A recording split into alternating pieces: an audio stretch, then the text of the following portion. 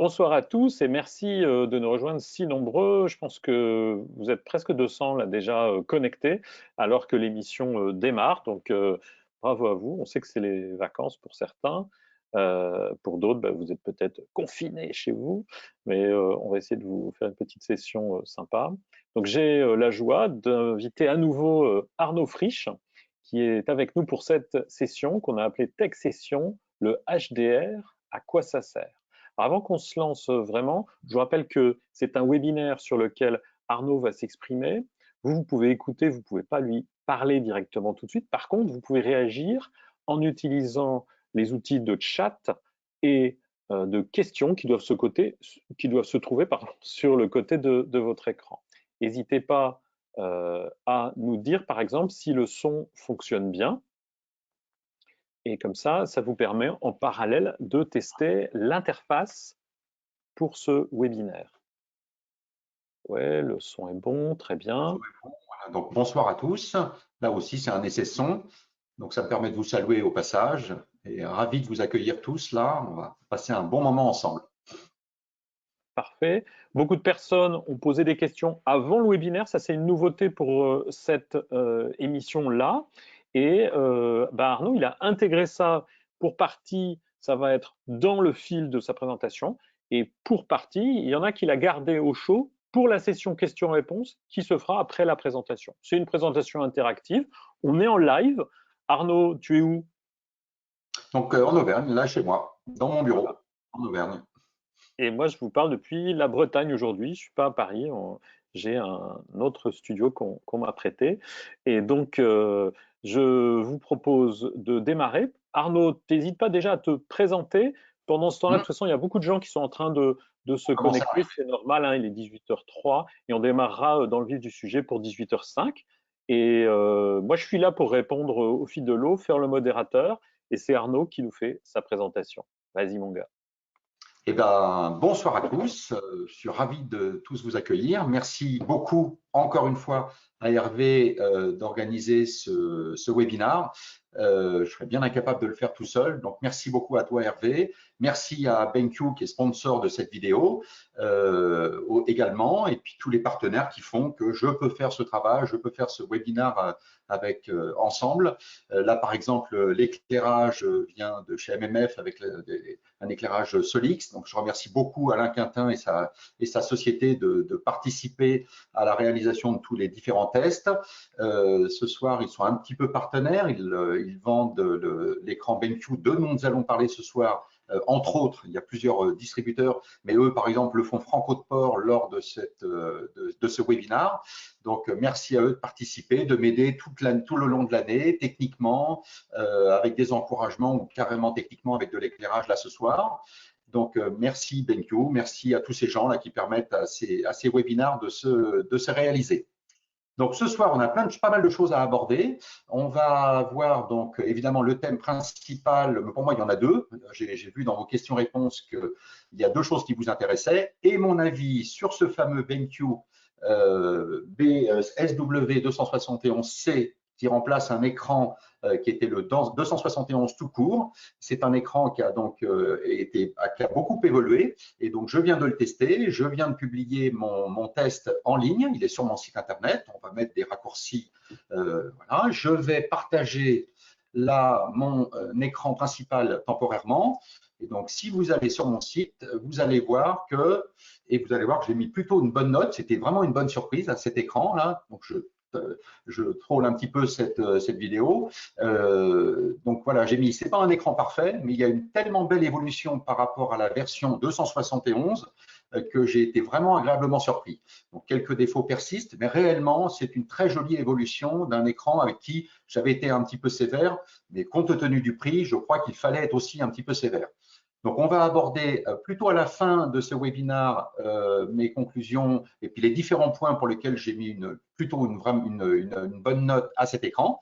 On abordera également à travers vos questions, j'ai vu vous poser la question de savoir, donc, est-ce que BenQ est en train de rattraper son retard par rapport à ESO? BenQ a de vraies prétentions sur le marché des écrans haut de gamme et donc nous allons voir dans quelle mesure cette amélioration permet de rattraper en partie ce fameux retard. Et évidemment, ce qui nous amène aussi aujourd'hui, c'est cette grande question à propos du HDR. Donc là, je vais changer temporairement d'écran pour lire, voilà, pour présenter un petit peu ce que nous allons voir ensemble aujourd'hui, qui est à quoi sert le HDR en photo et en vidéo. Et on va voir pourquoi c'est très intéressant de se poser cette question, parce que notamment depuis 1 an que je teste des écrans, ça fait 3 ans que je teste vraiment régulièrement maintenant des écrans de différentes marques, et je vois que depuis 3 ans, là, je viens de tester donc avec le 271C mon 75e écran depuis 3 ans, donc j'essaye d'avoir un travail vraiment méthodique, régulier et méthodique, et je m'aperçois que de plus en plus d'écrans ont des options d'affichage HDR, un peu comme nos télévisions. Et donc, je me suis dit, j'ai proposé à Hervé de faire un petit webinar sur à quoi sert le HDR en photo et en vidéo, parce que dans l'esprit des photographes, et vous êtes nombreux, on est forcément très nombreux photographes à être ensemble ce soir, le HDR, ça a évidemment une connotation très particulière, c'est un empilement de photos avec des expositions différentes pour augmenter la dynamique de nos photos, faire des images HDR. Mais quand il s'agit des écrans, cette fois-ci, ça n'a en fait finalement rien à voir. On parle toujours de haute dynamique, donc il s'agit de reproduire une dynamique importante, mais l'air de rien, ce n'est pas du tout les mêmes technologies qui sont en cours. Et je me suis dit, ça serait peut-être intéressant de faire un point aujourd'hui quand on choisit un écran. Et donc c'est pour ça que j'ai, donc là je vous rappelle le nom de mon site principal, arnaudfrischphoto.com, et donc qui permettra de vous renvoyer vers mes photos, où vous allez voir par exemple la photo de cette nébuleuse que j'ai photographiée il n'y a pas très longtemps depuis mon jardin en Auvergne, la nébuleuse Dumbbell, qui est intéressant pour parler du HDR, parce qu'il y a tous ces petits points lumineux qu'on essaye de rendre avec le plus d'éclat possible sur nos écrans, et voilà, le plan de la soirée, de faire un petit point donc sur les critères qui sont importants pour choisir un écran, qui sont les critères les plus classiques. Donc, ça va vraiment être un rappel extrêmement rapide. Mais ce qui devient de plus important, et on me pose de plus en plus la question, donc c'est la partie HDR des écrans en photo et en vidéo, mais à quoi sert-elle exactement sur les écrans de télévision et de plus en plus présent sur nos écrans de retouche photo ou vidéo, et à quoi ça sert, comment ça s'implémente, dans quelle mesure ça va nous être utile à nous photographes ou nous vidéastes ou nous les deux. Il y a de plus en plus de photographes à qui on demande de faire des vidéos. Donc, ça devient maintenant, l'air de rien, un critère important et il m'apparaît utile de faire un point ce soir. Et puis, un peu plus tard, donc, on reviendra sur mon verdict définitif sur l'écran BenQ SW271. Et évidemment, je me prêterai au jeu des questions-réponses par la fin. Et puis après, on verra où ça nous emmène un peu plus tard dans la soirée. Donc, voilà. Alors, je vais préciser un petit truc, si tu veux bien. Vas-y, Hervé. Alors, je vais préciser qu'après le webinaire, vous aurez un message pour vous remercier de participer, avec des liens précis vers le site d'Arnaud, l'article complet du test, alors là c'est du texte et des photos sur l'écran, l'article complet, le dossier sur le HDR que Arnaud a écrit, et puis la petite histoire sur comment tu as pris en photo la nébuleuse. Et tout ça, vous l'aurez dans les 24 heures qui suivent cet événement. Dans le message, vous aurez aussi un lien pour accéder au replay de ce webinaire, parce que tout le monde n'a pas la possibilité parfois de voir le début, il y en a qui arrivent au milieu, etc. Ou tout simplement parce qu'ils ont envie de le voir à nouveau. Voilà. Et je te redonne la parole. Alors, je relance mon petit... Les quelques rappels. Voilà, donc je vous expliquerai un petit peu aussi. Alors évidemment, on ne va pas pouvoir vous expliquer dans cette soirée le déroulé complet de la réalisation d'une photo comme celle de Dumbbell, donc cette nébuleuse planétaire qui se photographie l'été. Mais comme vient de le dire Hervé, j'ai beaucoup écrit cette dernière année, notamment un dossier complet sur le HDR maintenant pour faire un petit point, parce qu'il y a beaucoup de questions et de choses à préciser. Les plaquettes marketing ont tendance à nous laisser penser beaucoup de choses et je pensais qu'il était intéressant d'écrire un dossier complet et puis que chacun puisse, en le lisant, se faire un point. Est-ce que j'ai besoin d'un écran dit HDR ou pas? Et par exemple, quand on voit l'écran SW271C qui vient de sortir, il est par exemple maintenant compatible avec les technologies dites HDR. Et donc maintenant, il est vraiment important de savoir est-ce que ça nous sert à nous photographes, est-ce que ça nous sert à nous vidéastes, et donc quand ça nous sert, à quel moment exactement ça sert, comment ça fonctionne. Donc évidemment, ce soir, c'est juste pour jeter quelques pierres et pour jeter quelques ponts entre nos différentes connaissances. Est-ce que ça va vous interpeller? Et dans ce cas-là, il faudra aller plus loin dans le dossier que j'ai écrit. Je ne vais pas répondre à toutes les questions ce soir, évidemment, mais je crois que c'était vraiment important de faire ce petit point dès ce soir. Donc, le petit rappel qu'on peut faire sur les écrans. Alors, j'ai parlé de la taille, de la résolution, de la dalle et sa technologie, la connectique, très important. Et maintenant, donc, la luminance et son contraste. Donc, en fait, ce que je voulais plutôt dire ce soir, qui me semble important, avec moi qui teste des écrans depuis très longtemps maintenant, ce qu'on observe, c'est qu'il y a une quinzaine d'années, quand les fabricants d'écrans avaient besoin de fabriquer des écrans pour la retouche, c'était essentiellement justement pour la retouche photo. Et donc, il y avait un cahier des charges qui était relativement simple à écrire. Il fallait une certaine luminosité, on parle d'une luminance, une centaine de candela au mètre carré, vous avez tous entendu ça, 80 candela au mètre carré exactement quand on veut régler son écran, le calibrer avec une sonde de calibrage quand on veut faire de l'impression. Donc, on parlait de la luminance maximum de l'écran, et en moyenne, les écrans faisaient 200-300 candela au mètre carré, mais on les bridait un peu autour de 80-100 parce que ça suffisait largement pour faire la retouche photo. Et à l'inverse, du côté des noirs, on n'avait pas forcément besoin d'afficher des noirs très profonds. Pourquoi? Parce que quand on imprime un tirage, quand on observe la densité maximum d'un tirage, on s'aperçoit qu'elle est relativement faible. Pourquoi? Parce qu'il n'y a pas vraiment de noir sur un tirage, c'est plutôt du gris très foncé. Et quand on veut faire du soft proofing, comparer un écran avec un tirage, on n'avait donc pas besoin d'avoir un cahier des charges hallucinant en termes de luminosité maxi et de noir profond. Mais progressivement, nos usages ont été diversifiés. On a commencé à aller davantage vers un usage web de nos images. Et là, déjà, ça a commencé à changer le cahier des charges idéal d'un écran, puisqu'on avait parfois besoin non pas d'une luminance beaucoup plus élevée, mais de noir cette fois-ci plus profond, pour que ça soit un peu plus sympa de regarder une image profonde, par exemple les photos du ciel. Quand on regarde des photos du ciel, eh bien, ça peut être très intéressant d'avoir un noir vraiment profond plutôt qu'un gris relativement sombre. Donc, vous voyez, on commençait à diversifier un peu les usages et donc le grand écart que doivent faire nos écrans et du coup les calibrages qu'on a besoin de créer. Il y a pas longtemps, enfin non, c'est l'année dernière, on a fait un webinaire avec Hervé où on a parlé du fameux calibrage dit hardware. Ce calibrage permettant comment, quand les écrans sont compatibles, de pouvoir justement beaucoup plus facilement passer d'un calibrage à un autre, donc plus exactement d'un étalonnage à un étalonnage orienté retouche photo pour imprimer. Et donc, puisque maintenant les réglages sont très différents pour une retouche photo, on avait besoin d'un deuxième calibrage et de pouvoir passer beaucoup plus facilement de l'un à l'autre. C'est relativement laborieux avec un calibrage non hardware, on va dire un calibrage classique.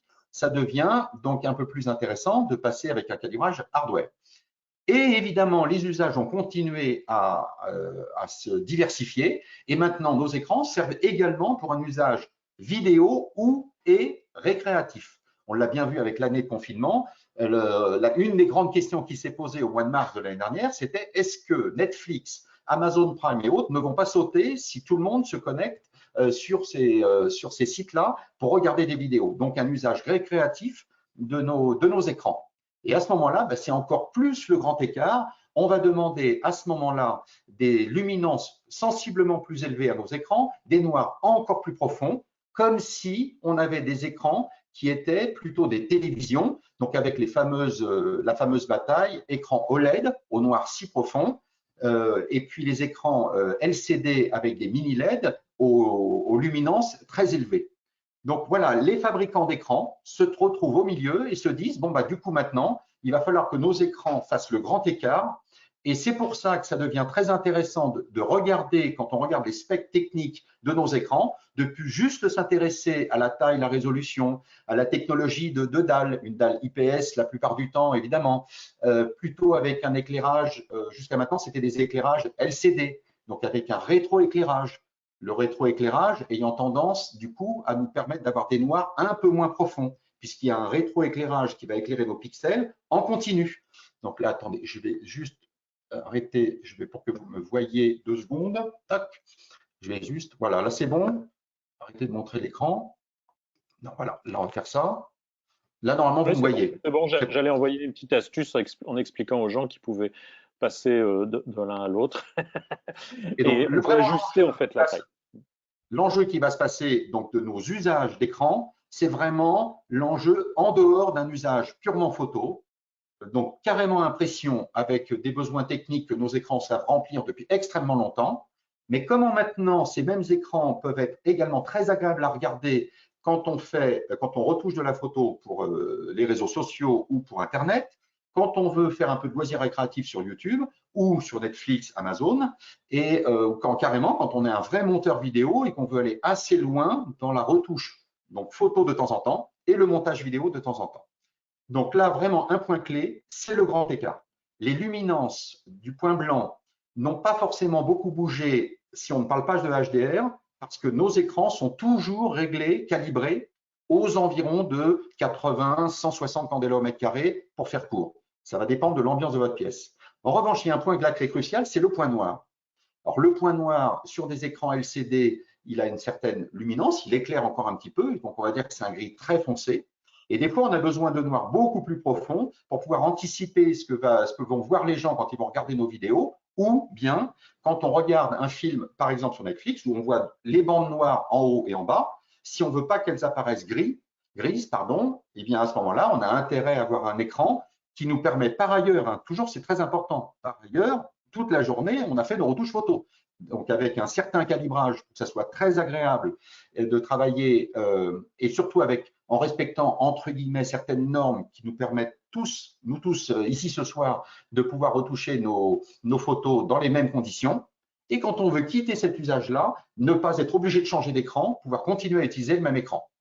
Donc, un enjeu de plus en plus, à mon avis, ça va être la compatibilité avec un calibrage hardware pour pouvoir passer allègrement et très, très facilement d'un calibrage à un autre.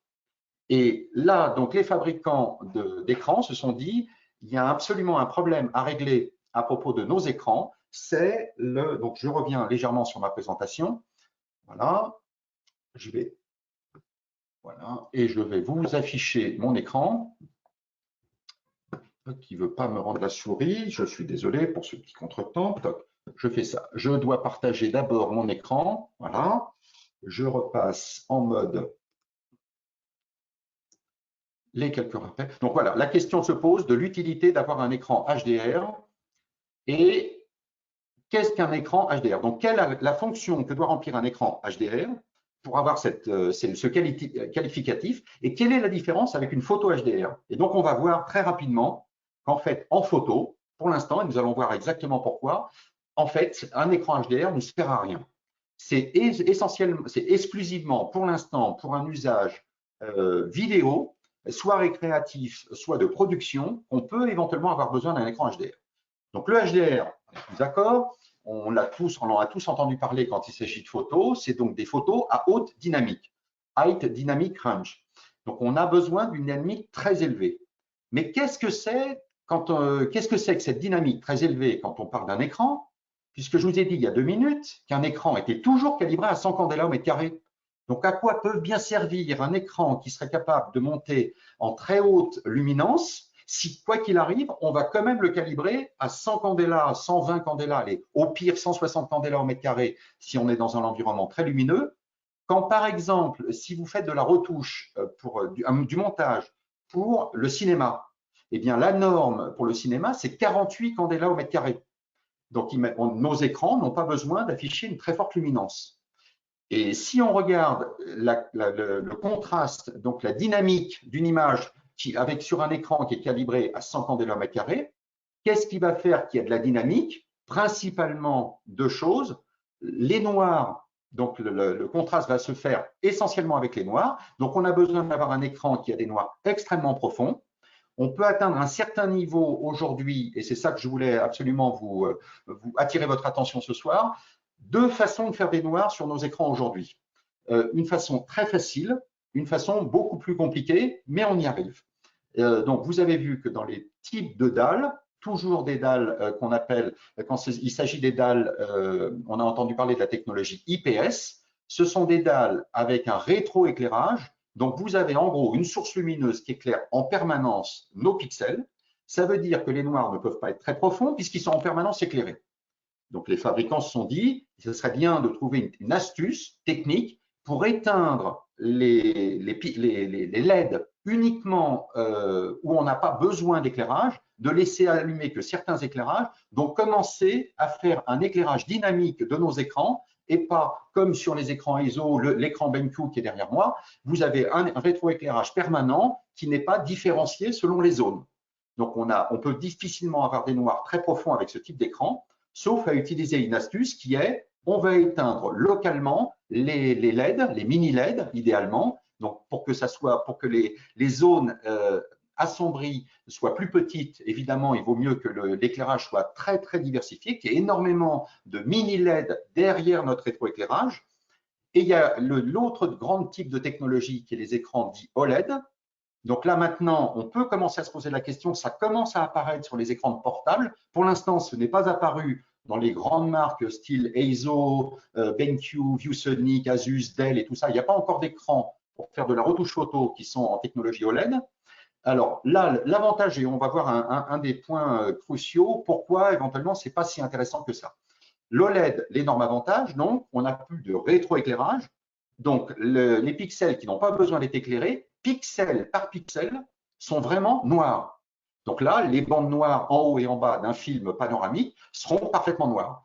Donc, quand on montre on fait ce genre de démonstration dans les magasins, eh bien, regardez bien les images, elles sont toujours un peu colorées, mais toujours sur un fond noir. Il faut vraiment que vous preniez une claque avec donc un premier élément pour essayer de rendre une image plus dynamique, plus HDR, c'est d'augmenter le contraste entre toujours nos 100 candela au mètre carré, mais des noirs tellement profonds que l'écart entre les deux est très important. Donc, ça augmente en partie la dynamique de l'image et donc de l'écran. Donc, ça, c'est un premier point important.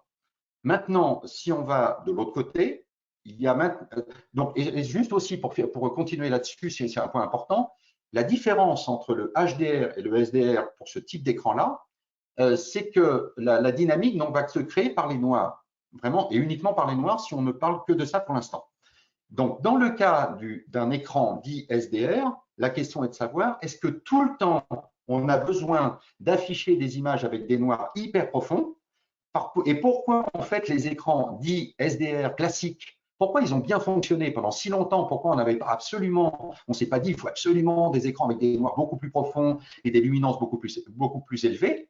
Eh bien, c'est qu'en fait, dans la vraie vie, eh bien, il y a plein de scènes que l'on filme, qu'on photographie, qui se contentent largement de la dynamique de nos écrans. Et donc, un point super important ce soir, je crois, avec toute l'expérience que je finis par acquérir, c'est qu'en fait, les techniques HDR de nos écrans sont davantage pour les cas limites. Et en fait, dans de nombreux cas, eh bien, vous ne verriez pas de différence entre un écran HDR et un écran SDR, tout simplement parce que dans la vraie vie, il y a plein de scènes de la vie qui n'ont pas besoin de haute dynamique. La dynamique de nos caméras, de nos écrans suffit largement pour les reproduire tout à fait correctement.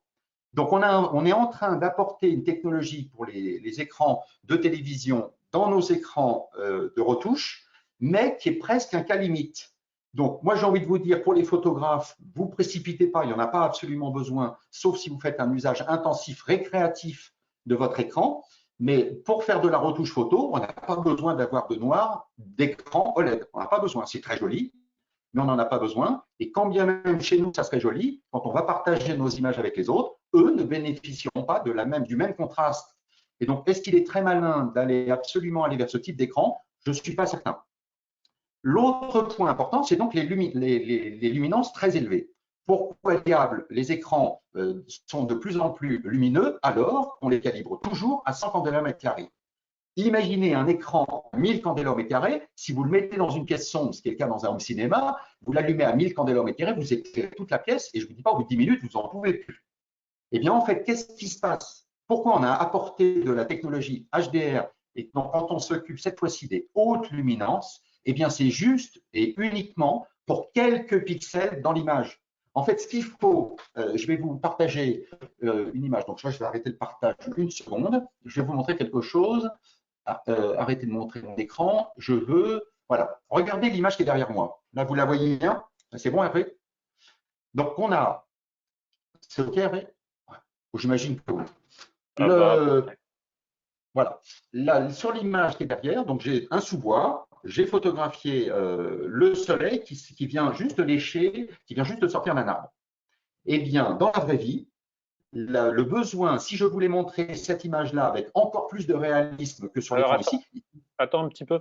Essaie de peu bouger. Et je pense qu'il y a un petit souci de bande passante chez toi, puisque chez moi, elle est bonne. Voilà, si tu bouges pas, ça devrait se stabiliser. Ou alors, est-ce que c'est ta caméra qui fait focus? Je sais pas. sinon je peux peut-être essayer de partager le. Il y a un Toc. petit souci de bande passante chez toi, c'était bon au début, et là, ça s'est un peu dégradé. Ça c'est un peu L'image est dégradé. floue. L'image est floue. Ah, mince. On te voit plus trop. C'est un problème de bande passante, hein, parce que ça marchait bien tout à l'heure. Est-ce que là vous voyez mieux mon. Non. Là, par Voilà. contre, l'écran, on le voit bien, mais là, pour le moment, on voit pas l'image. Bon, c'est pas grave. On voit mon écran. Donc vous On voit voyez ton que écran. la Coupe ta problématique. caméra du coup, Arnaud. Coupe ta caméra Ouais, parce que ok. voilà. On va Et dire une montre bande passante. l'image que voilà, nickel. Voilà. Donc, la problématique aujourd'hui des écrans HDR, que ce soit pour les télévisions ou pour les écrans qui permettent de faire du montage vidéo, c'est de régler ce type de cas. C'est-à-dire, globalement, l'image, elle serait reproduite exactement la même sur un écran SDR ou sur un écran HDR, avec des noirs peut-être un peu plus profonds. Mais le point clé sur une photo comme celle-ci, ça serait juste que sur un écran HDR, on aurait la possibilité d'afficher avec beaucoup plus de luminance que 100 m², uniquement les pixels du soleil.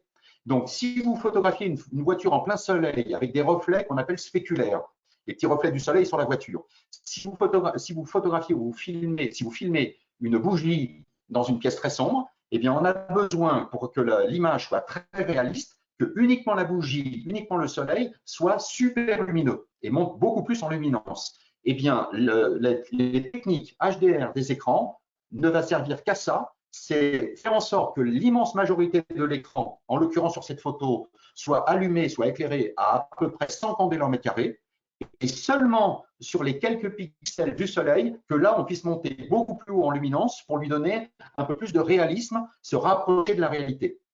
Donc voilà, ça c'est vraiment l'enjeu. Les écrans HDR sont là pour régler des cas limites qu'on trouve souvent en vidéo, surtout pour les films hollywoodiens qui sont faits avec beaucoup d'effets spéciaux. Et justement, pour que vous en preniez plein la vue, il faut filmer avec des ambiances plutôt noires, plutôt sombres, et donc montrer sur des écrans OLED qui auront des écrans extrêmement noirs et avec des scènes avec beaucoup d'éclat. Mais là, les écrans OLED ont un désavantage, c'est que la luminance maximum des entre guillemets pixels, des petites particules colorées qui vont être éclairées, comme c'est du vivant, eh bien, on peut difficilement monter au-delà de 800 candela au mètre carré et encore pendant que quelques secondes et très localisé. Donc, c'est des écrans qui ont un effet waouh essentiellement sur la partie noire. Les écrans LCD, eux, ont un effet waouh. Évidemment, vous l'aurez compris, pas tellement dans les noirs parce que c'est plus compliqué d'éteindre un maximum de mini LED partout où il n'y en a pas trop besoin et d'allumer uniquement. Mais là où on a besoin, on peut allumer les LED beaucoup plus. Et moi, j'ai testé l'année dernière des écrans qui montaient à 1500 candela au mètre carré. Il y a des normes maintenant qui fixent à 4000 candela, la fameuse norme Dolby Vision fixe l'objectif de tous les fabricants d'écrans à terme à 4000 candela au mètre carré. Et sachez que un œil humain est capable de descendre à des noirs extrêmement profonds, mais moins profonds, c'est ça tout le paradoxe d'ailleurs, à part dans la nuit noire. Mais les écrans OLED sont capables de montrer des noirs que on n'est même pas capable de voir, sauf si évidemment on éteint tout. Mais on n'a pas besoin d'avoir un noir absolu pour avoir une sensation de contraste très fort si par ailleurs on reçoit de la lumière. Donc les écrans OLED en font presque trop, entre guillemets, je vous mets des guillemets. Et de l'autre côté, la luminance maximum qui est capable de voir un être humain dans la vraie vie, c'est 20 000 candela au mètre carré. Donc, et même à 4 000, on en est loin, et à 1 500 encore plus. Mais alors, en fait, on va penser les choses autrement. Donc, on est bien d'accord. Les 1550 km² ne servent que ponctuellement sur quelques pixels, pendant quelques instants, au moment où on va essayer de montrer un reflet spéculaire.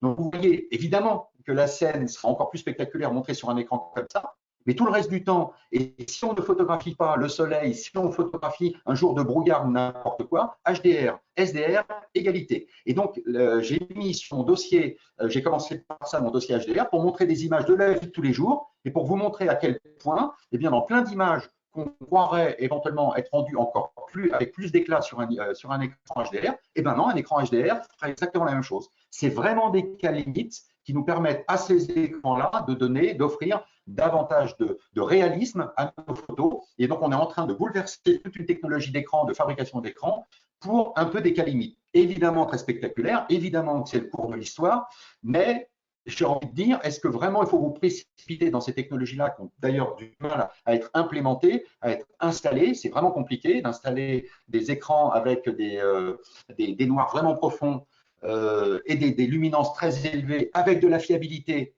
L'OLED, par exemple, n'est pas très fiable. EIZO a fabriqué un écran OLED très très haut de gamme à un moment, a voulu, mais s'est aperçu que c'était tellement peu fiable qu'ils ont vraiment quitté cette technologie. Et donc, s'ils prennent avec d'autres technologies, rétroéclairage, donc LCD, rétroéclairage. Et donc là, je précise tout ça sur mon dossier, je documente ça, je fais plein d'images sur mon écran, sur mon dossier, pour vous montrer comment ça se passe. Oui. Donc, il y a des petits soucis de son. Ce serait pas mal si ce serait pas mal si tu parlais un tout petit peu moins vite, ce sera plus compréhensible pour les gens. Et donc, ce que tu dis, si je récapitule, c'est le HDR, c'est bien pour les cas limites. Par contre, ça ne remet pas en cause le côté 4K qu'on verra ou que tu as déjà traité à d'autres moments. Hein, qui, lui, au niveau de la résolution. Et encore même, toi, sur la vidéo, évidemment, la 4K. Alors, attends, qu'est-ce que… là, on affiche… Pour l'instant, tu n'affiches rien. Ah ouais. On n'a ni ta caméra, ni ton écran. Afficher. Je reviens. Je vais normalement afficher. Voilà. Et je reviens là. Voilà, c'est ça que je voulais. Là, on a ton site. Voilà. Juste un petit… Je voulais juste revenir pour être sûr de rien oublier. Voilà, sur qu'est-ce qu'il y a dans des écrans? Donc, deux grandes catégories d'écrans, OLED, LCD, deux façons d'éclairer et de créer des noirs différentes. Je documente tout ça sur mon site internet avec plein d'images pour vous montrer la problématique des deux types de technologies. Moi, mon pari, c'est qu'on ira vers des technologies plutôt à rétroéclairage à l'avenir parce que ça permet vraiment d'augmenter considérablement les luminances là où on en a besoin. Et puisque c'est une question qui revient, j'ai vu dans vos questions, juste pour préciser une petite chose, quand on parle des normes et on parle des courbes HDR. Donc en fait, là, je vais faire un petit dessin. Voilà, des cas limites. Voilà, juste pour cette image-là que je vous partage. Donc là, c'est très, très mal fait, cette publicité, mais c'est très difficile de rendre sur un écran SDR ce qui se passerait avec une technologie LCD et une technologie OLED. Là, par exemple, effectivement, sur l'image de droite LCD, on voit des noirs moins profonds qu'à gauche. Donc, effectivement, les écrans LCD ont plus de mal à avoir des noirs super profonds que les technologies OLED. Mais en fait, qu'est-ce qu'ils ont fait là pour faire la démonstration? Ils ont baissé considérablement le contraste de l'image et donc même les blancs ont perdu leur éclat. Or, c'est tout l'inverse. Sur les écrans LCD, la partie blanche de l'image est très éclatante et les parties sombres, effectivement, sont un peu moins grises. Donc, s'ils n'avaient pas triché, entre guillemets, pour faire cette petit exemple, eh bien, regardez la prochaine fois que vous allez dans un magasin qui distribue des écrans. Regardez bien les écrans OLED, regardez bien les écrans mini LED ou toutes ces technologies à base de rétroéclairage, et bien vous verrez que les films publicitaires qui sont montrés ne sont pas du tout les mêmes. Sur les écrans OLED, on va faire ressortir les avantages de l'OLED, c'est-à-dire qu'on va montrer des choses plutôt sur des fonds noirs. Et sur les écrans LCD, on va faire des films en plein soleil. Je vous assure que ça n'a pas été tourné par chez moi aujourd'hui où il fait très brouillard. Ça a été tourné à Porto, dans des villes où il y a énormément de soleil, avec beaucoup de couleurs éclatantes. Et quand vous regardez l'image, il y aura peu d'endroits où il y a des noirs dans l'image et vous allez vous apercevoir que l'image est tout à fait éclatante également. Par contre, dès qu'on repasse dans une pièce sombre, dans une scène qui est très sombre, là, à ce moment-là, les écrans OLED montreraient ce film-là, cette séquence-là, beaucoup mieux que, donc comme sur un écran, beaucoup mieux sur un écran OLED que sur un écran LCD. Donc attention, les films publicitaires sont très bien faits. Ils sont faits pour mettre en avant l'avantage du mini LED, les scènes éclairées, l'avantage de l'OLED, les scènes sombres. Et aujourd'hui, c'est compliqué pour les fabricants et surtout, ça vaut très cher. Moi, les meilleurs écrans de retouche photo, de montage vidéo, récréatifs qui permettent d'avoir presque le meilleur des deux mondes, pour un prix qui n'est pas encore délirant. Un prix délirant, c'est 35 000 € pour un 32 pouces. Là, vous allez avoir des noirs profonds, vous allez avoir des blancs lumineux, toutes les technologies embarquées pour bien gérer les écrans, c'est très cher. Si vous prenez des écrans qui sont déjà très corrects, avec des noirs profonds et des luminances élevées, on est dans les 4 000 €. Dès que vous êtes en dessous, donc autour de 1 500 €, là vraiment, vous n'aurez qu'une partie, vous n'aurez que le beurre ou la crémière, mais vous n'aurez jamais tout l'ensemble du package parce que c'est compliqué à fabriquer. Donc là aussi, j'attire votre attention. Est-ce qu'il n'est pas plus utile de garder un peu de sous en attendant pour pouvoir s'offrir le plein de technologies? C'est balbutiant, ça arrive. Il y a peu de films en HDR qui vont vraiment être hyper beaux sur un écran clairement orienté HDR. Et surtout, voilà, je précise là-dessus, ça c'est vraiment un point important que je voulais voir avec vous, c'est les fameuses courbes. Voilà, ça c'est le dernier point clé que je voulais aborder à propos du HDR. On parle des fameuses courbes. Est-ce qu'on pourrait donc conclure? Donc, OLED, c'est très bien, mais ça donne des images qui sont… d'abord, c'est coûteux, alors que les technologies… Alors, tu dis LCD, on va parler de technologies IPS.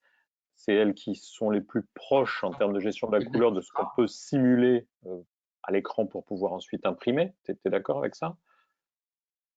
Exactement. Ah ben là, oui, il n'y a pas mieux. Ah oui, les écrans OLED pour imprimer ont besoin absolument d'être calibrés pour éteindre leur noir, pour les rendre plus clairs, parce que sinon, les noirs de l'écran seront tellement loin du tirage qu'on ne peut pas faire du soft profiling dans de bonnes conditions. Très bien. Et donc là, tu vas nous montrer les courbes, mais on est d'accord, ce que tu expliques, c'est dire le OLED, c'est intéressant, mais pour un photographe, finalement, les gains… Aucun intérêt. Aujourd'hui, aucun intérêt. Pourquoi? Et là, je vais le préciser justement avec ces fameuses courbes. Voilà, et on finit là-dessus. Vous voyez dans ma photo donc, du ciel, qu'est-ce que l'écran a besoin de savoir? Il a besoin de savoir où est-ce qu'il va falloir éteindre les pixels, allumer les pixels, éventuellement plus ou moins fort. Et on a besoin de courbes un peu spéciales parce que la fameuse courbe dont on entend toujours parler, c'est la fameuse courbe de gamma. Le fameux gamma A22, c'est une courbe au même titre que là, je vous ai donné les deux principales courbes du monde HDR, la courbe PQ et la courbe HLG. Vous voyez que ce sont des courbes qui vont beaucoup plus loin que les fameux 100 candela au mètre carré, qui vont jusqu'à 1000, voire beaucoup plus loin.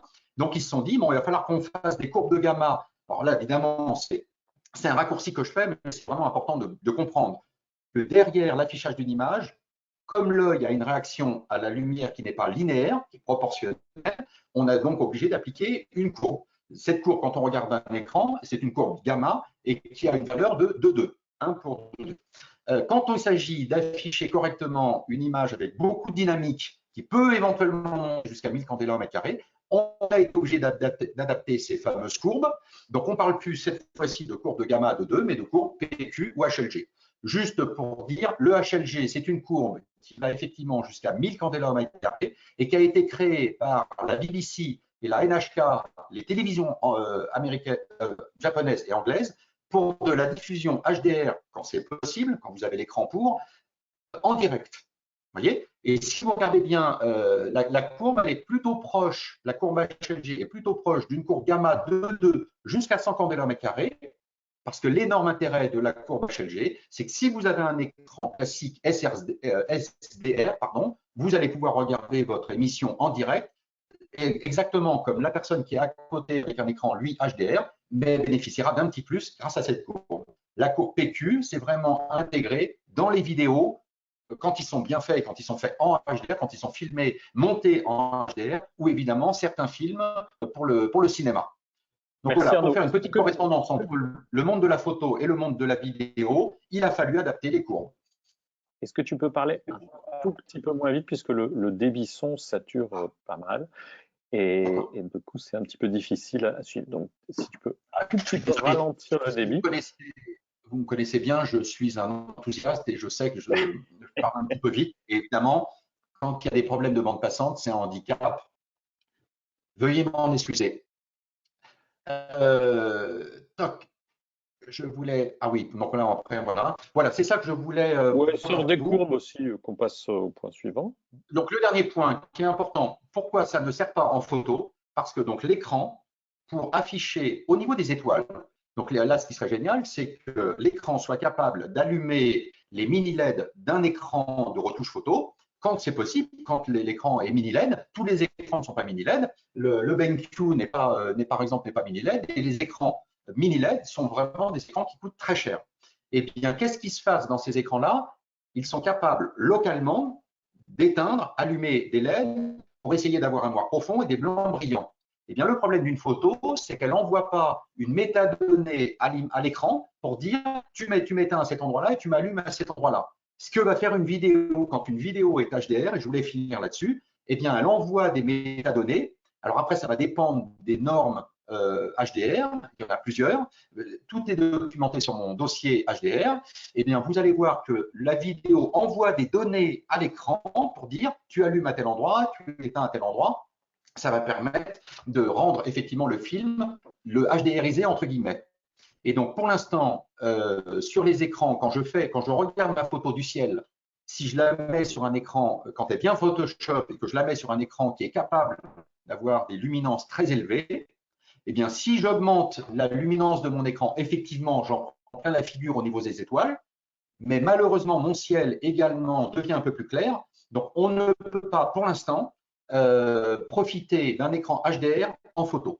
Donc là, c'est presque la vidéo, là, je ne sais pas si elle sera écoutée un jour par des ingénieurs ou autres, mais l'idée, c'est que si jamais le monde de la photo permet de récupérer une partie de la technologie du monde de la vidéo HDR, donc avec ces notions de métadonnées incorporées dans l'image pour l'écran, et que l'écran puisse aller lire cette métadonnée et savoir jusqu'où il peut éclairer sur telle ou telle étoile et partout ailleurs où il peut éteindre pour effectivement profiter du meilleur des deux mondes, notamment dans la photo du ciel, par exemple.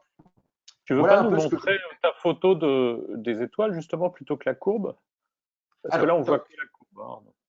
attends, je vais repartager. Alors, ce que je vais faire ça.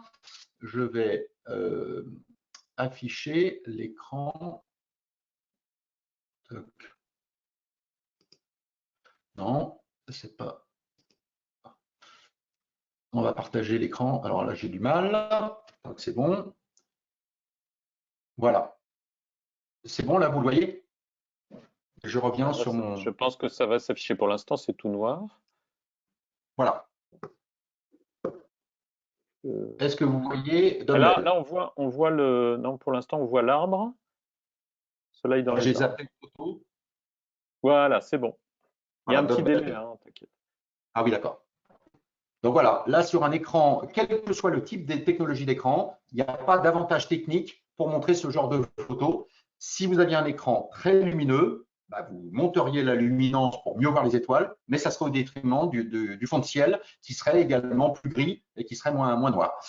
Donc pour l'instant, la partie photo, que l'image soit HDR ou pas, eh bien, ne bénéficie pas de la technologie dont bénéficie le monde de la vidéo à travers quelques écrans quand tout communique bien en plus. Voilà, là je vous ramène à mon dossier où j'explique tous les tenants et aboutissants, mais réellement, on est encore très loin d'avoir des écrans, des films, des séquences YouTube, tout est en HDR, présenté sur des écrans HDR. Je peux vous garantir qu'on en est encore très très loin. Donc c'est balbutiant. Aujourd'hui, j'aurais plutôt tendance, alors là, vous allez voir comment la transition est habile, vraiment habile, à aller sur des écrans classiques comme le BenQ, donc que je viens de tester, le SW271C, qui est donc compatible avec le HDR, les normes HDR les plus courantes. Mais comme c'est un écran, vous allez voir dans mon test, qui n'est pas spécialement lumineux et qui n'a pas des noirs très profonds, eh bien en fait, que vous regardiez un film réellement HDR sur cet écran-là, ça ne changera rien par rapport à un écran SDR, parce que tout simplement, la luminance maxi de l'écran et les noirs les plus profonds de l'écran ne sont pas suffisants pour qu'il y ait un bénéfice par rapport à un écran SDR. Donc, c'est un écran SDR. Qu'est-ce que j'ai apprécié réellement? Alors là, le plus gros point noir de cet écran, qui, pour son prix, pour moi, était l'uniformité de la dalle, c'est complètement réglé. Alors là, c'est pas encore exactement au niveau d'un ISO, mais enfin, c'est tellement un bond en avant incroyable que pour moi, cette dalle, aujourd'hui, est parfaitement homogène, chaud et comme par hasard, il y a un inconvénient avec les écrans ISO, leur bordure relativement épaisse. Oui, quand on veut mettre de l'électronique pour bien contrôler un écran, il faut mettre des bords épais. Comme par hasard, le BenQ a fait retour en arrière. Il y avait des bords très fins sur le 271, ils sont beaucoup plus épais sur le 271C, mais ça n'a plus aucun rapport en termes d'uniformité, d'homogénéité de la dalle. Maintenant, on a affaire à une dalle parfaitement homogène, ce qui était très très loin d'être le cas sur la précédente génération. J'aimerais qu'on Aujourd'hui, essaye de rebasculer sur ta caméra et je te dirai si la qualité est bonne. Comme ça, tu peux nous montrer l'écran puisque tu en parles. alors voilà, arrêtez. Je remets là. C'est bon? C'est pas mal. Vous voyez avec l'écran. Ouais. Donc, ce que j'ai vraiment apprécié, c'est ça. C'est l'uniformité maintenant qui est dans les standards d'un écran qui se veut un concurrent des meilleurs et qui a vu son prix légèrement augmenter. Donc là, vraiment, amélioration considérable de l'uniformité. Précision des couleurs, toujours aussi bonne. Mais ce qui est amusant, c'est que cette dalle-là est partagée avec d'autres écrans, dont un écran ISO. Et très franchement, j'ai trouvé que c'est pour ça que j'ai mis un coup de cœur. Bien sûr qu'il y a encore, c'est toujours un peu délicat et les aficionados d'EISO qu'ils me pardonnent. C'est vrai que EISO a fixé la barre très très haute et notamment la garantie de 5 ans montre à quel point l'électronique est parfaitement contrôlée. Mais c'est une telle amélioration dans cet écran que j'ai vraiment eu envie de dire aux gens, si vous achetez cette dalle-là, je ne vois pas comment vous pouvez être déçus. Et surtout, EISO utilise la même dalle, mais j'ai trouvé que c'était moins bien implémenté que dans le BenQ. Il y a 3 marques qui utilisent la même dalle, puisque vous savez qu'il n'y a pas 18 fabricants de dalles sur le marché. J'ai trouvé que c'était sur ce BenQ que cette dalle-là était la mieux intégrée, la mieux utilisée. Donc, précision des couleurs, uniformité maintenant absolument nickel. Moi, ce que j'aime toujours chez BenQ, c'est l'ergonomie du menu OSD, le fameux pad qui permet d'avoir des raccourcis dessus qui est vraiment bien foutu. C'est vendu avec une casquette. Et puis, alors, un dernier truc que j'ai vu également passer dans vos questions, mais moi qui m'a vraiment plu, c'est que maintenant, le logiciel propriétaire de la marque BenQ qui s'appelle Palette Master Element, qui permet de faire un calibrage hardware sur ce BenQ. Vous savez maintenant tout le bien que je pense des calibrages hardware, qui pourrait d'ailleurs être choisi à partir du pad, donc c'est vraiment extrêmement pratique. Et bien là, pour le coup, maintenant ça fonctionne. Là, j'ai vraiment obtenu le meilleur calibrage que j'ai pu obtenir sur cet écran. Je l'ai obtenu à partir de ma sonde X-Rite, mais en commandant le logiciel Palette Master Element, donc en calibrage hardware. Donc, n'oubliez pas de brancher le câble USB pour injecter le profil dans l'écran. Et c'est vraiment là que j'ai obtenu le meilleur calibrage de cet écran, alors que je n'avais pas aimé sur le 271. Donc, vous voyez, je ne sais pas s'il y a d'autres petits points que j'ai oubliés, mais rien que ces points-là, ça fait quand même beaucoup. Et je trouvais que c'était tellement d'amélioration qu'elle est dans le sens de tout ce qu'on a pu dire, ce que j'ai pu écrire et d'autres, ce qu'on a pu constater avec d'autres utilisateurs. J'ai trouvé que c'était un tel gap, alors soit des petites, soit des grosses améliorations, que j'ai trouvé que ça faisait beaucoup et que ça méritait bien un coup de cœur. Et je vous dis, je ne vois pas comment quelqu'un qui achèterait cet écran, donc malgré le défaut qui persiste, mais c'est dû à la dalle, le fameux traitement anti-reflet que je trouve encore un peu persistant. Certains ne le voient pas, donc ils ne sauront même pas de quoi je parle. D'autres, ils sont sensibles. Bon, c'est encore dans cet écran que c'est le moins visible. et surtout, il y a toutes les autres qualités de cet écran. Donc, j'ai beaucoup aimé cet écran. Donc, voilà, si quelqu'un maintenant me conseille cet écran, et BenQ, toujours un point d'interrogation sur la durée dans le temps, là où Eizo a largement fait ses preuves. On va voir pour cet écran, mais j'ai trouvé que c'était une telle amélioration qu'elle est dans le sens de tout ce qu'on pouvait écrire. Et Hervé peut témoigner que BenQ, à un moment, ils étaient pas forcément contents de tous mes tests parce qu'ils trouvaient que j'étais peut-être un peu dur. Bon, en attendant, je vois que ça paye parce que quelques années après, tous les points clés ont été vraiment améliorés et pour moi de fort belle manière. Donc c'est ça que j'ai voulu en truc, pas féliciter parce que qui je suis pour féliciter qui que ce soit. Je suis pas ingénieur, je fais que des tests d'écran, mais vous voyez ce que je veux dire. Voilà, comprenez-moi. En tout cas, vraiment un vrai plaisir à utiliser cet écran et vous aurez sûrement beaucoup de plaisir à l'utiliser, notamment avec ce fameux pad. Je pense avoir dit plein de choses. Petite précision, si tu veux bien. Donc là, on est sur le SW271C qui succède au SW271 que tu avais testé. Et les 271, ce sont des 27 pouces à dalle IPS 4K. Donc c'est la résolution. Et si on est coincé en budget, parce que tout le monde n'a pas non plus 1499 € TTC à mettre dedans, il existe le petit frère en 2K, qui est le SW270C, et il y a un 24 pouces, bien entendu, qui n'est pas non plus 4K, mais qui est d'une résolution un petit peu plus faible, mais qui est très bien pour démarrer, voilà, et qui est, lui, à 449 € TTC. Du coup, il y a une palette de choix. Et puis, il y a le 32 pouces que tu avais bien aimé et qui est l'écran qui a gagné comme le TIPA Award l'an dernier du meilleur écran, en 2020, du meilleur écran photo. Mais cette dernière mouture, toi, ce que tu as bien apprécié, c'est la précision, la gamme de couleurs. Évolution, amélioration, en tenant compte des utilisateurs précédents. J'ai trouvé ça vraiment très chouette de la part d'une boîte qui n'est pas obligée de le faire. Et j'ai trouvé que la somme des améliorations, c'était vraiment impressionnant. C'est pas si fréquent que ça. Donc, chapeau. Et le C, bien entendu, tous ceux qui ont un C veulent dire tout simplement qu'ils ont la dernière connectique qui est la technologie USB-C, qui s'appelle aussi Thunderbolt 3, je crois, pour macOS. Vous voyez, toutes les connectiques actuelles y sont. Possibilité de charger en 60 watts. Si vous avez un Mac M1 qui n'a plus besoin de maintenant de 90 watts, les 60 watts suffiront pour le charger.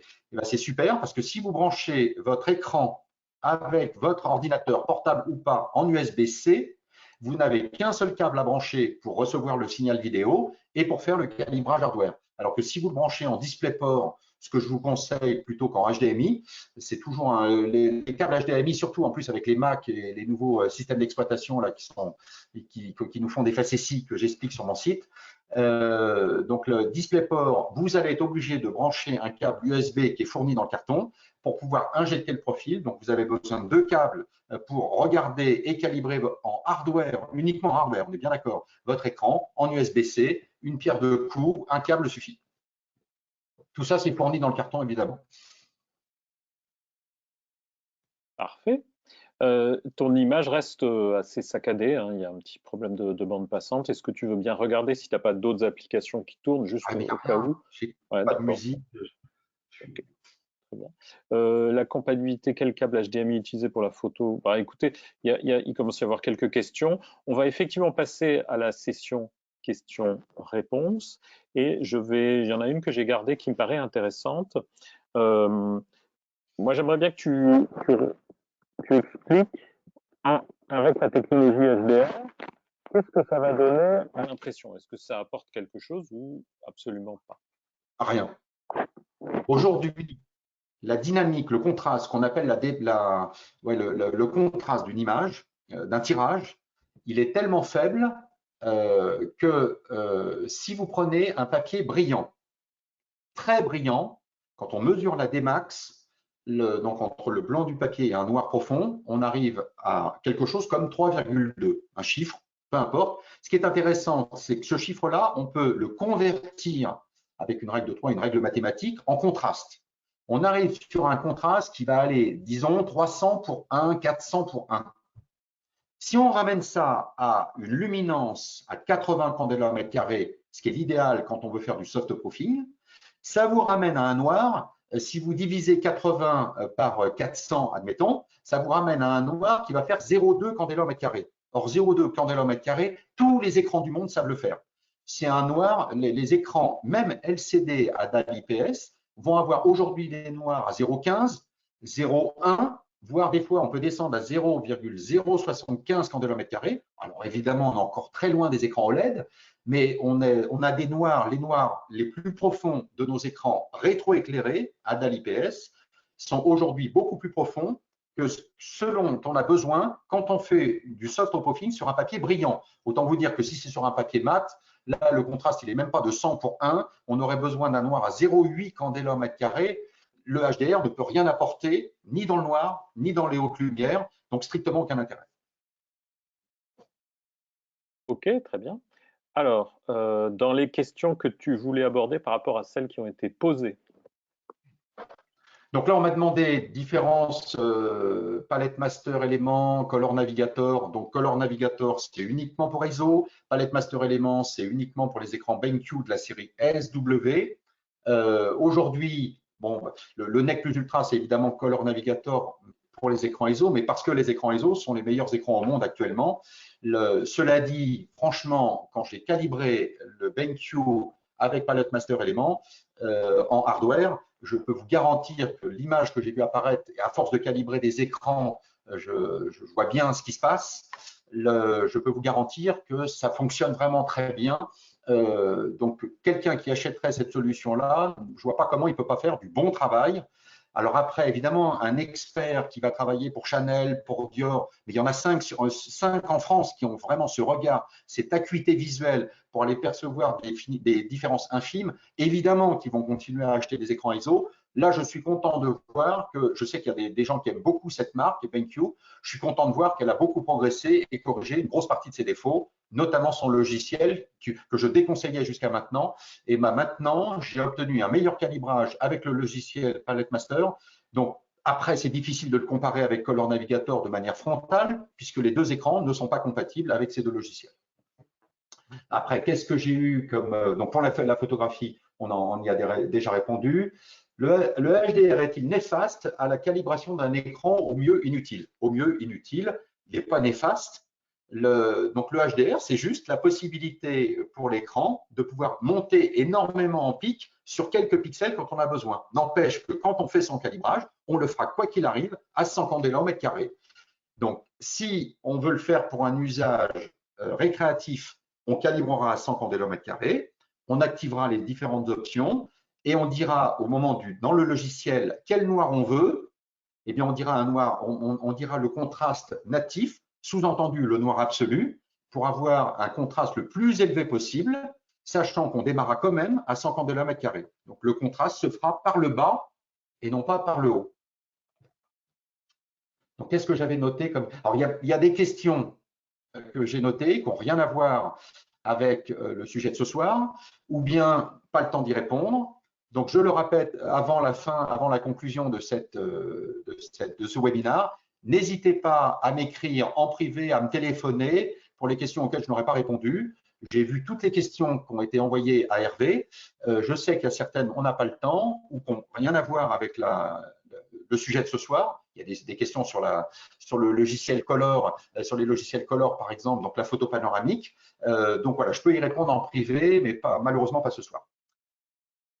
Alors à un moment, quelqu'un me demandait quelle est la différence entre le HDR et le HLG. Donc le HDR, c'est la technologie pour augmenter la dynamique des images quand il y en a besoin. Le HLG, c'est juste une courbe, une des deux grandes courbes qu'on trouve en technologie HDR. La courbe PQ, donc qui va gérer la diffusion d'une image sur un écran quand cette image contient énormément de contraste. Donc là, c'est en statique, alors que la courbe HLG est une courbe qui va permettre de moins gérer les écrans extrêmement lumineux, donc au-delà de 1000 candela au mètre carré. La courbe HLG, là, elle va plier bagage, elle s'arrête à 1000 candela au mètre carré. Donc, elle ne pourra pas, sur un écran qui est capable d'aller au-delà des 1000 candela au mètre carré, elle lui enverra que 1000 candela au mètre carré parce que tout simplement, elle ne sait pas le gérer, ou alors elle l'enverra comme si c'était 1000 au même niveau que 1000 candela au mètre carré. Elle n'est pas capable de gérer des luminances quand elles sont vraiment trop larges. Donc, le HLG, c'est une des deux courbes principales qu'on retrouve dans l'univers du HDR sur les écrans quand il montre des vidéos. Très bien. Je voudrais que tu reviennes sur l'intérêt du HDR quand on est sur un travail en post-prod vidéo. Là, en l'occurrence, ça peut apporter un petit plus, hein, c'est ça? Oh ben là, oui.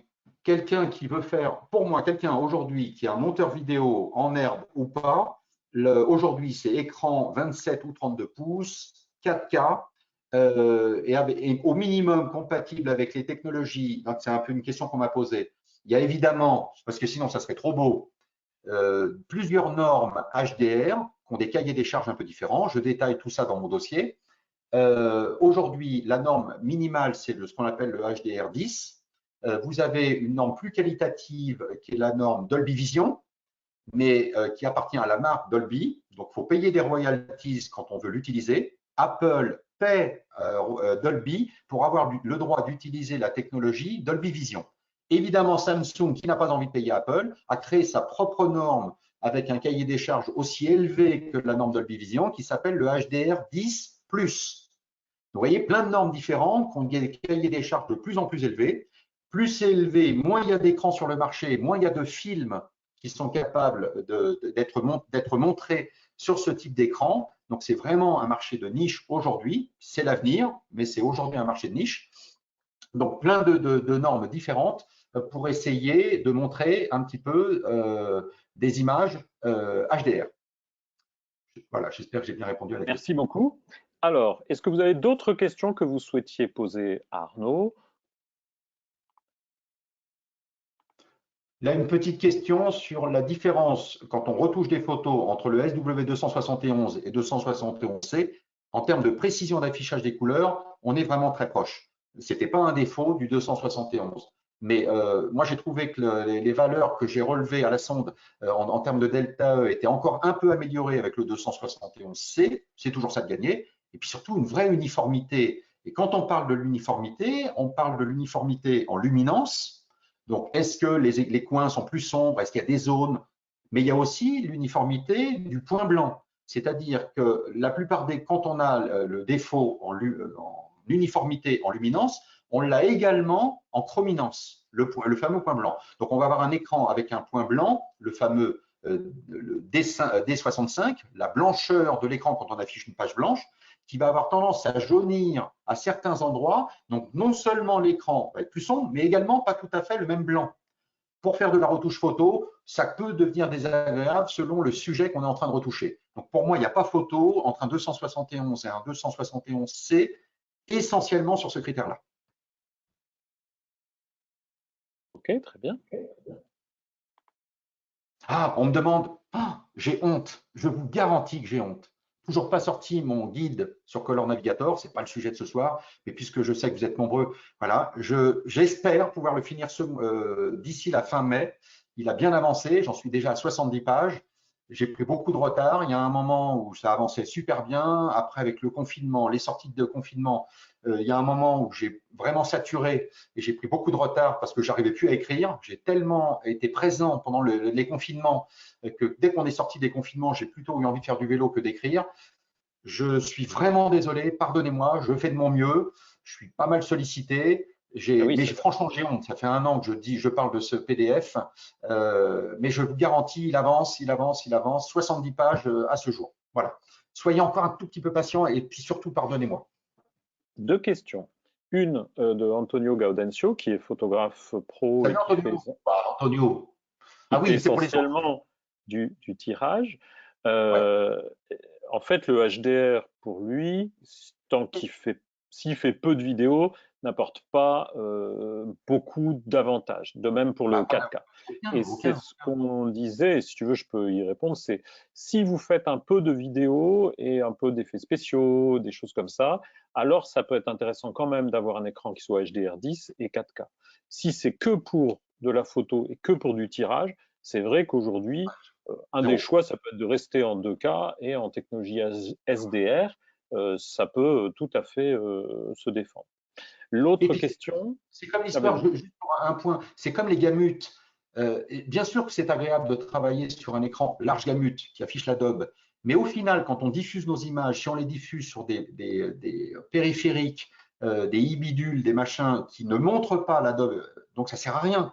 Donc là, pareil pour le HDR, si vous travaillez en HDR 10, effectivement, avec un écran chez vous, par exemple, qui est capable d'afficher 60 candela au mètre carré localement. Parce que vous avez un écran en mini LED qui est vraiment redoutable. Le problème, c'est que quand vous allez partager vos vidéos, par exemple sur YouTube, il n'y a pas de technologie HDR supportée par YouTube. Donc, au final, vous allez vous faire plaisir, mais quand vous allez partager votre film, personne ne le verra en HDR, entre guillemets, parce que la personne n'aura pas le périphérique qui permet d'être compatible avec le HDR. Donc, il faut vraiment vous poser la question, si vous travaillez dans le monde du broadcast pour la télévision, bon, la question vraiment commence à se poser très sérieusement. Pour le cinéma, enfin là, à mon avis, vous n'êtes pas en train de regarder ce soir ma vidéo. Vous en savez sûrement bien plus que moi encore sur le sujet. Vous travaillez avec des écrans à 35 000 balles, donc vous n'avez pas besoin de moi. Mais pour quelqu'un qui voudrait de temps en temps en faire, même là, c'est très chouette chez soi. Mais le problème, c'est le partage avec les autres. Et si au final, les autres n'ont pas le même écran que vous, bon, ben, ils ne bénéficient pas de toute la technologie parce que c'est pareil, hein, c'est de l'information de travailler en HDR10 avec tout ça. C'est du 10 bits, alors c'est du 8 plus 2, mais enfin bon, c'est du 10 bits. Avec le Dolby Vision, on est en 12 bits. Il faut beaucoup d'informations, c'est énormément de calculs, c'est des gros disques durs. Bon, est-ce que vraiment il faut y passer immédiatement? Pas certain. En tout cas, il faut vraiment calculer tous ces points-là aussi, le poids de la vidéo quand on travaille en HDR. Très bien.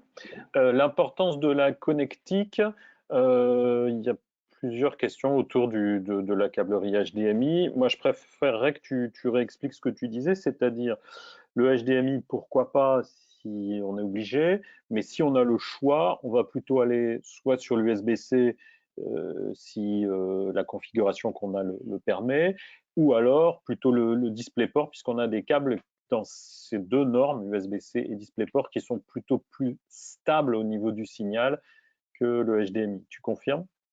Ben oui, exactement. En fait, ce qui est vraiment important avec le HDMI, c'est qu'il est capable, théoriquement, d'accepter deux types de signaux, rouge, vert, bleu et YQV, ce qu'on a dans les consoles vidéo et dans les télés. Et il y a souvent des conflits. En tout cas, il peut y avoir des conflits. Là, par exemple, je parlais de macOS avec le nouveau, le Big Sur les Mac M1, par exemple.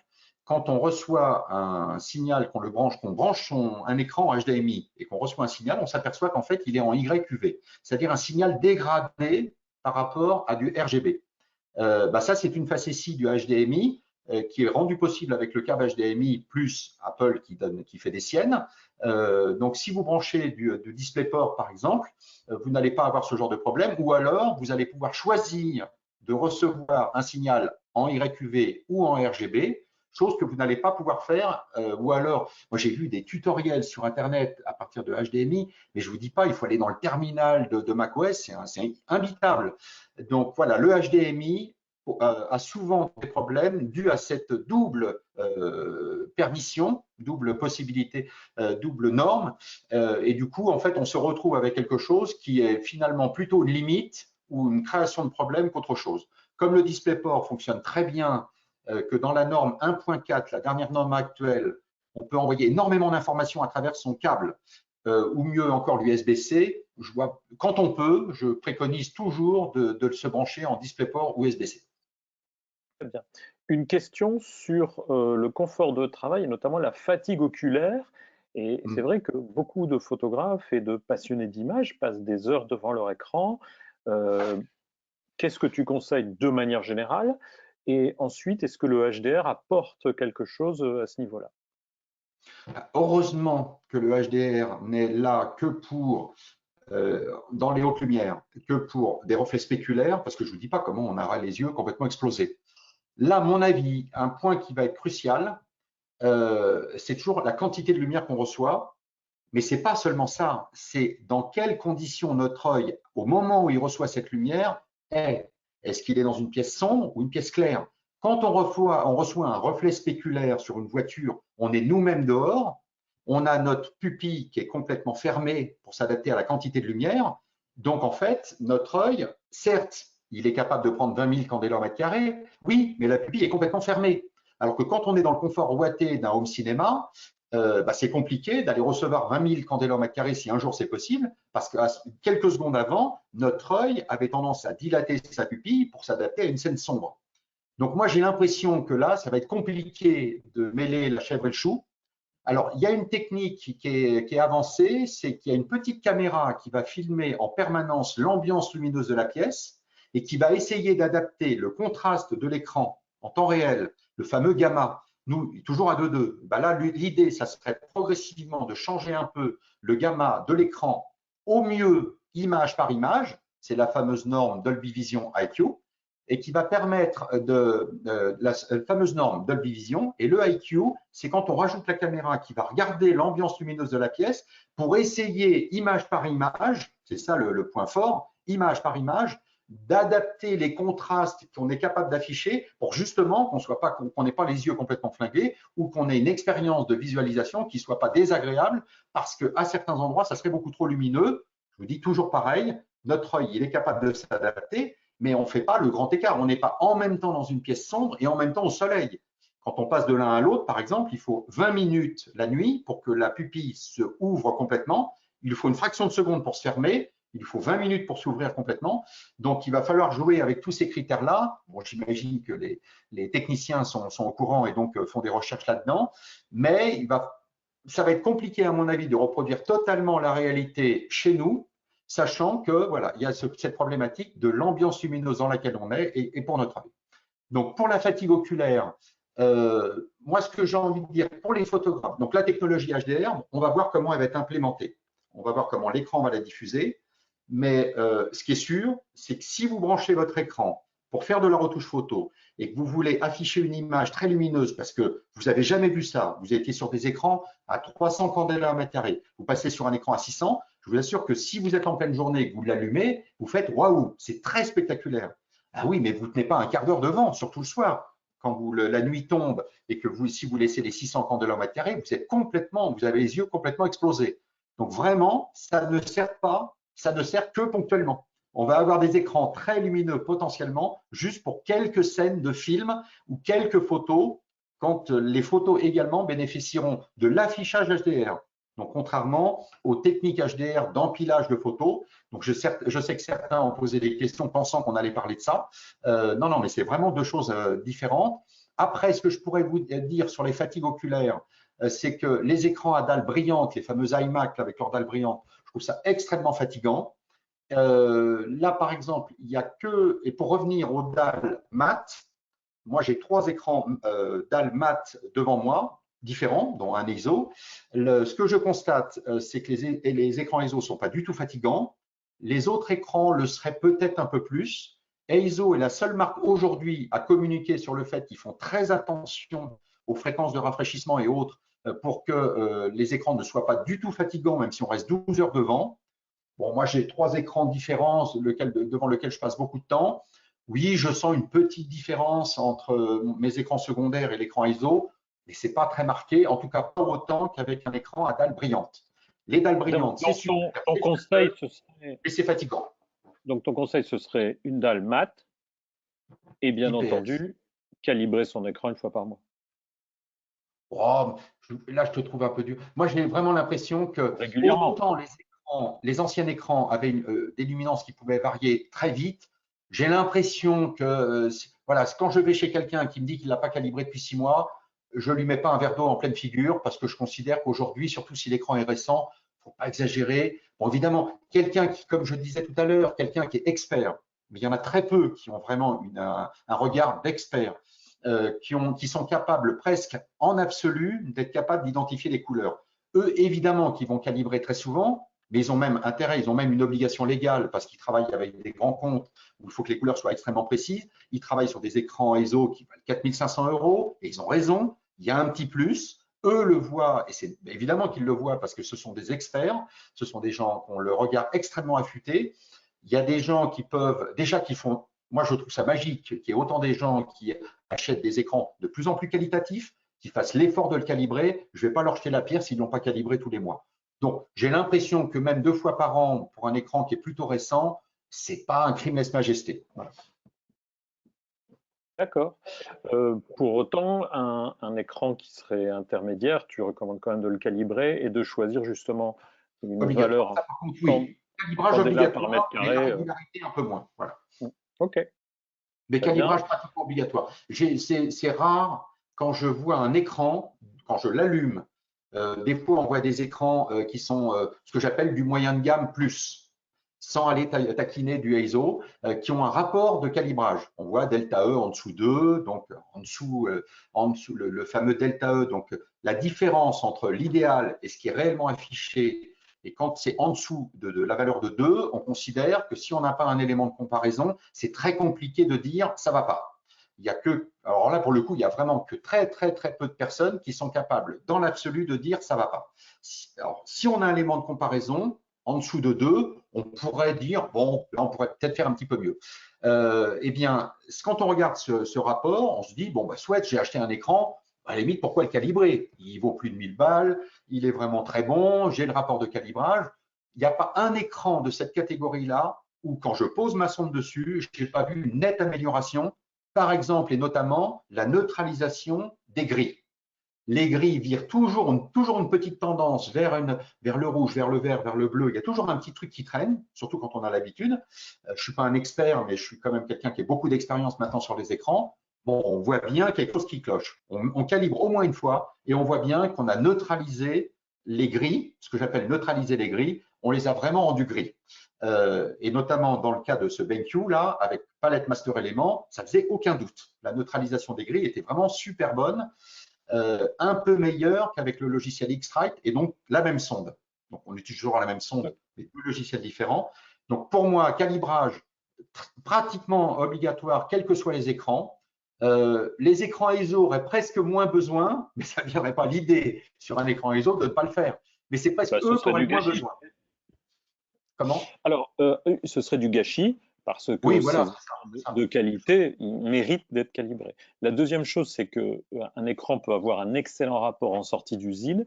Il aura quand même voyagé souvent la moitié du globe pour arriver jusque chez vous.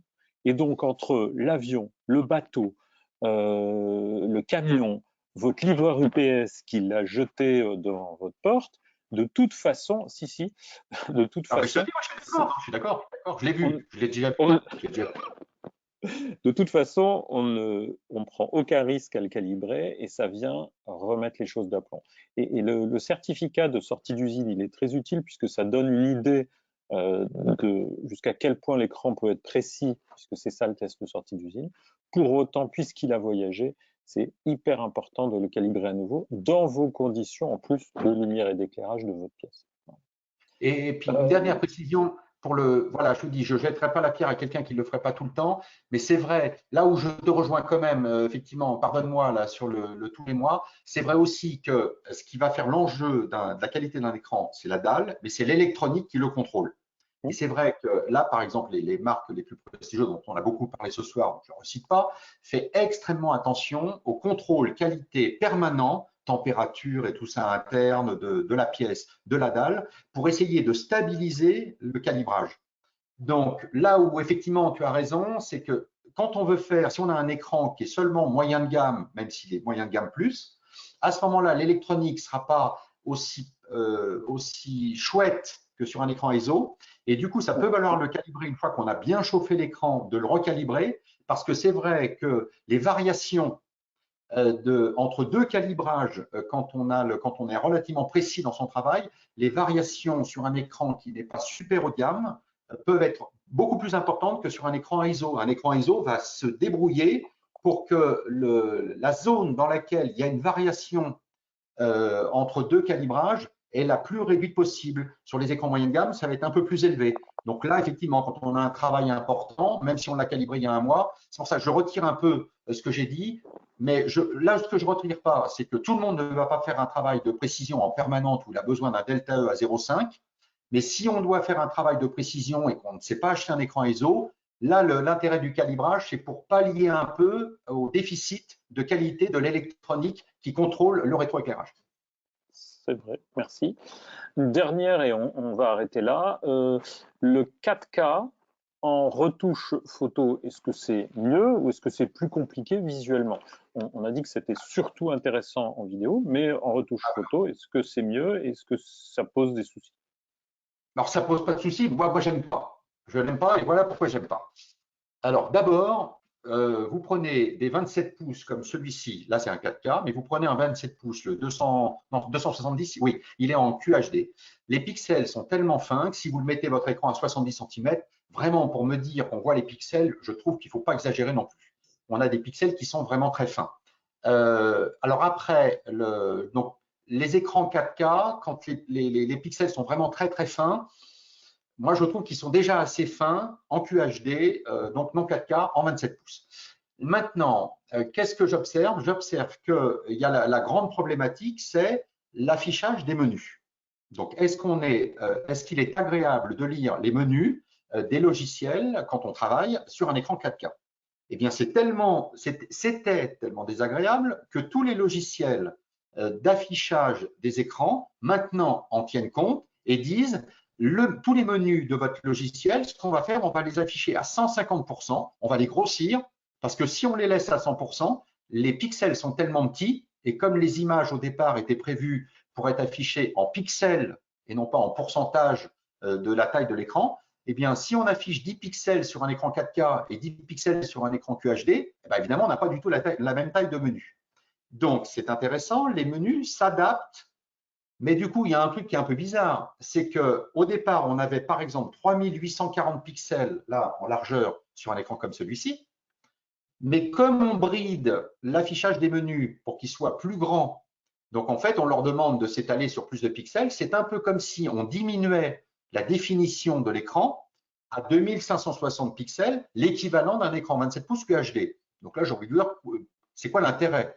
Quand on travaille donc du coup dans un logiciel, eh ben, on l'affiche comme il serait affiché. Donc hormis les pixels qui sont plus petits, moins visibles, si vraiment vous les voyez, enfin je vais vous dire, si vous les voyez, ces pixels-là sur un QHD, vous allez très certainement voir que sur certaines dalles, le traitement anti-reflet a tendance, sur certaines couleurs, de se montrer un petit peu et d'être pas spécialement soyeux, pas spécialement discret.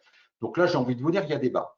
Et si j'ai un élément clé à avancer, ce que personnellement j'aime le moins, c'est que si vous ouvrez l'image dans un logiciel comme Photoshop, vous allez avoir toute l'interface de votre logiciel qui va s'afficher en plus grand, donc comme si vous aviez un écran 27 pouces QHD et non pas 4K, mais la partie où il y a l'image, elle s'affiche vraiment un pixel image, un pixel écran. Donc vraiment à 100% là pour le coup. Mais du coup, l'image, quand vous l'affichez à 100%, eh bien, elle va s'afficher 2 fois plus petit qu'avec les anciennes références que vous aviez. Si vous affichiez à 100%, par exemple, cette image-là, là, je l'ai grossie à 200%, parce que si je l'affiche à 100%, elle est évidemment 2 fois plus petite. Alors que sur un écran QHD, quand je me mets à 100% de mon image, j'ai bien mon image qui s'affiche à 100% avec mes repères habituels. Donc, quand je veux accentuer l'image, quand je veux augmenter la netteté, je la fais avec des références que je connais.